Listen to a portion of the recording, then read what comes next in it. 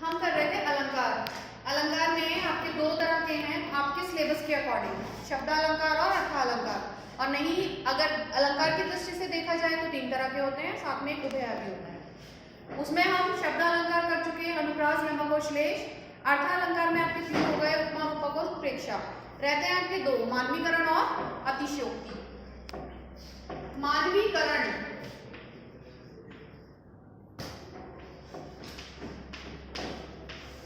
यानी मानव द्वारा करने वाला कार्य।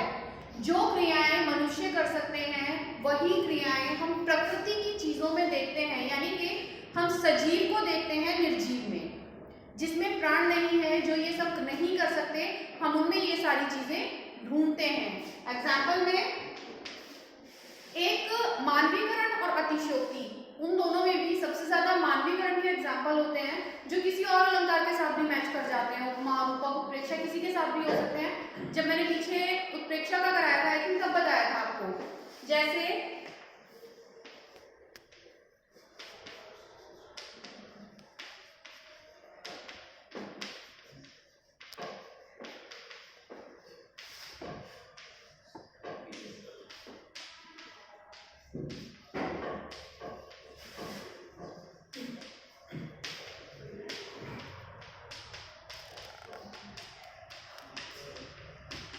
ये दोनों एग्जाम्पल आपके मानवीकरण के हैं। आए महंत बसंत, मेघ आए बड़े बन के संवर के। अब इसके साथ साथ क्या इनमें कोई और भी अलंकार आ रहा है? जो भी मैंने आपको पढ़ाए हैं वो, या जो मैंने अलग भी बताया है, क्योंकि मैं पढ़ाते हुए कई बार बता देती हूँ कि इसमें आपके सिलेबस से अलग भी कोई अलंकार है। रूपक है, रूपक कौन से में? आए महंत बसंत। आए महंत बसंत, महंत रूपी बसंत, यानी कि एक साधु, एक पुजारी के जैसे बसंत ऋतु को माना गया है। यहाँ बसंत का मतलब ऋतु से है और महंत का मतलब मंदिर के पुजारी, क्योंकि पुजारियों की जो ड्रेस होती है, पुजारियों के जो कपड़े होते हैं, अधिकांशतः पीले रंग के होते हैं। और बसंत का जो रंग होता है वो भी पीला होता है, क्योंकि बसंती मौसम जब आता है तो ज्यादातर सरसों के फूल खिलते हैं पीले रंग के। मेघ आए बड़े बन ठन के संवर के, इसमें कौन सा है? मानवीकरण तो है ही।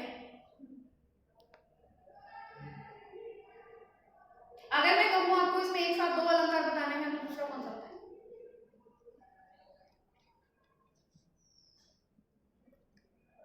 देखो,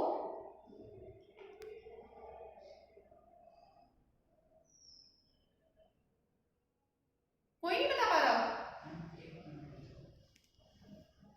क्यों बता नहीं सकता? ज्यादा जोर डालने की जरूरत नहीं है। उपमा कैसे? उपमा का आपको पता, शब्द इत्यादि प्रयोग किए जाते हैं, कुछ ना कुछ इस तरह का शब्द आता है जिसमें तुलना की जा रही है। यहाँ पर तुलना नहीं है,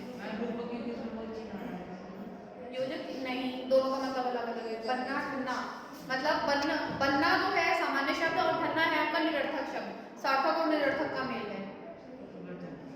बहुत ही सिंपल है, नए वर्ड की आवृत्ति हो रही है, अनुप्रास अलंकार।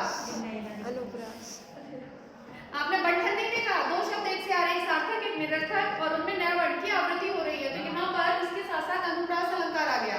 मेघ आए बड़े बंधन के संवर के, मेघों को यहाँ पर आगे की पंक्ति है, पाहुन जो आए वो गांव में शहर के, मेघ आए बड़े बंधन के संवर के। पाहुन जो से उत्प्रेक्षा अलंकार, इससे पहले वाली लाइन में उत्प्रेक्षा है और बाद वाली में मानवीकरण है। जो मेघ है, जो बादल हैं, उनको दामाद की उपमा दी गई है, दामाद के रूप में बताया गया है। उपमा दी गई है लेकिन उपमा अलंकार नहीं है। इसके अतिरिक्त कोई और एग्जांपल किसी को याद आ रहा है?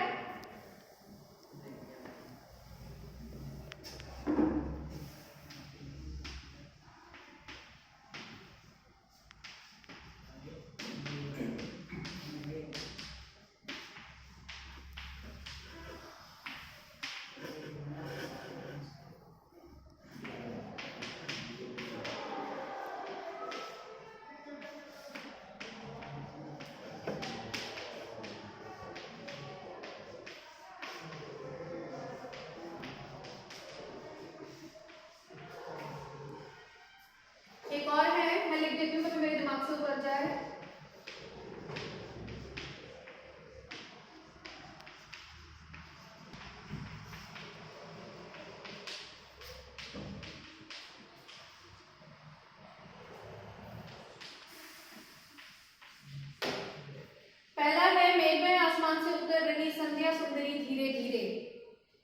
दूसरा है अंबर पनघट में डुबो रही तारागढ़ उषा नागरी। क्योंकि मैं आपको मानवीकरण अलंकार पढ़ा रही हूँ तो आप लोगों को इजीली पता चल रहा है कि इसमें मानवीकरण है।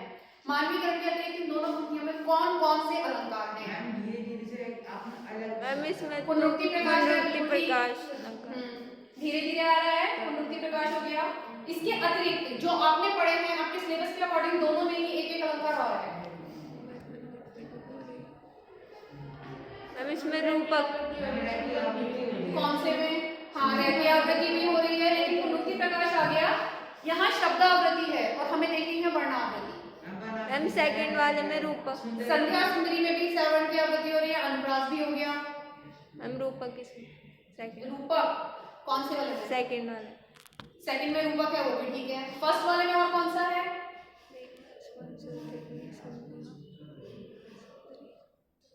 इसमें भी रूपक है, संध्या सुंदरी में भी रूपक है।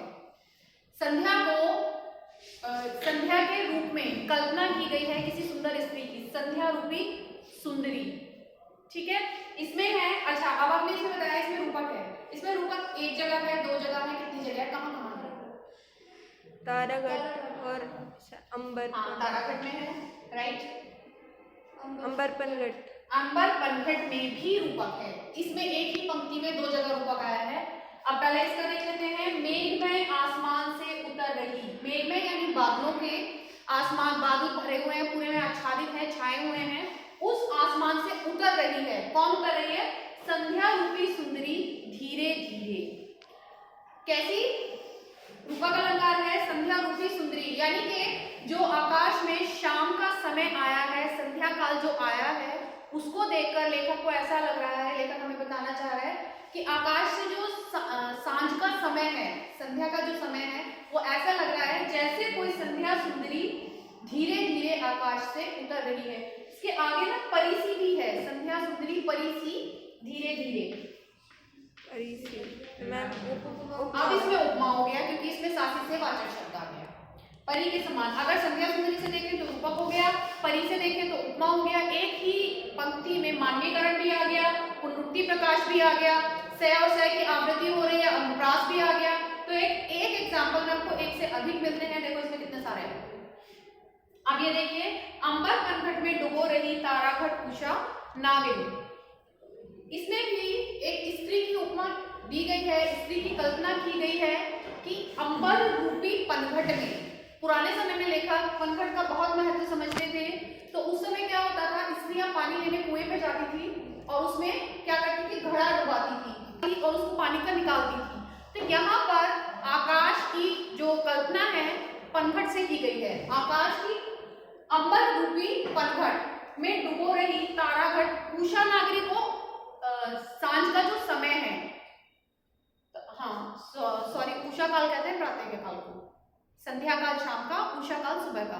सुबह सुबह जो आकाश में तारे लुप्त होते हैं, जब सूर्य का उदय होता है उससे और पहले भोर का समय जिसे आप कहते हैं, तो क्या होता है, जैसे जैसे दिन का प्रकाश बढ़ता रहता है, सूर्य उदय होने से पहले आकाश की जो बादल हैं, जो तारे हैं, जो चांद है, वो धीरे धीरे आकाश में गायब होने लगते हैं।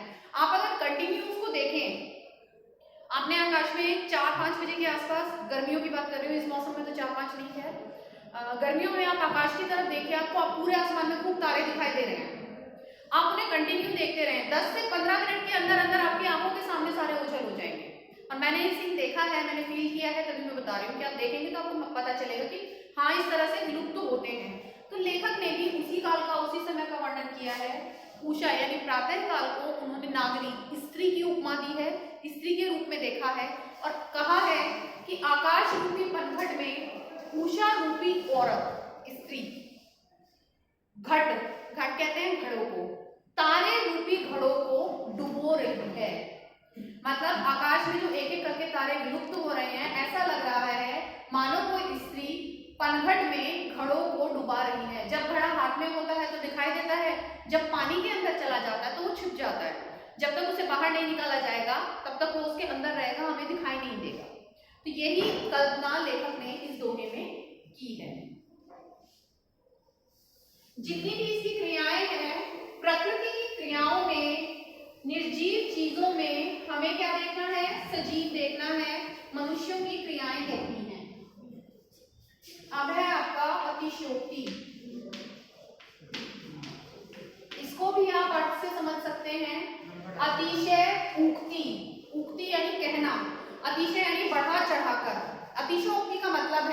बात को बढ़ा चढ़ाकर कहना।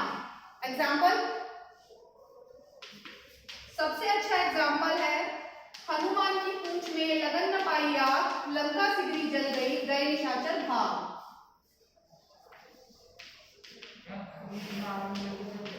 हाँ जी, हनुमान की पूंछ में आग लगने से पहले ही सारी लंका जल चुकी है।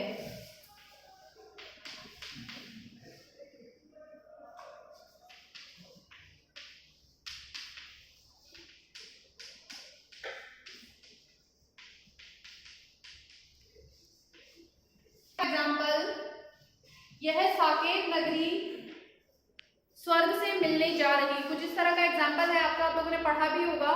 वो आपका मानवीकरण में भी आता है और अतिशयोक्ति में भी आता है, क्योंकि कोई भी नगर, कोई भी स्थान आकाश में स्वर्ग से मिलने नहीं जा सकता। तो अतिशयोक्ति हो गया, बात को बहुत बढ़ा चढ़ाकर कह दिया गया।